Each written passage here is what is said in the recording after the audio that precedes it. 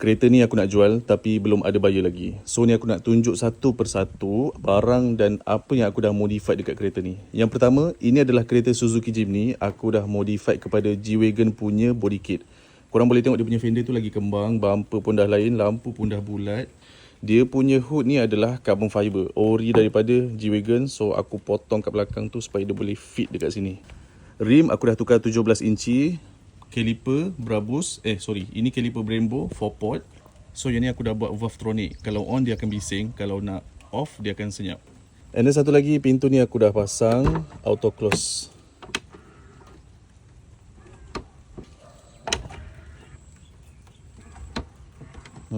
Spoiler pun aku dah pasang. Ada tayar spare belakang.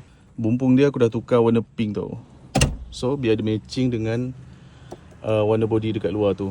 Aku dah buat balut forged carbon. Pemegang ni pun aku dah buat forged carbon, sama dengan belah sana. Yang ni tulisan Brabus pun dah ada juga. Kalau malam-malam dia akan berlampu lah. Ni built-in smart tag. So kalau lalu dekat lane smart tag tu terus lalu je. Kat mana tempat simpan kad dia? Kat dalam ni. Kalau siapa yang beli kereta ni, aku akan bagi dengan akaun Mojo 7 sekali.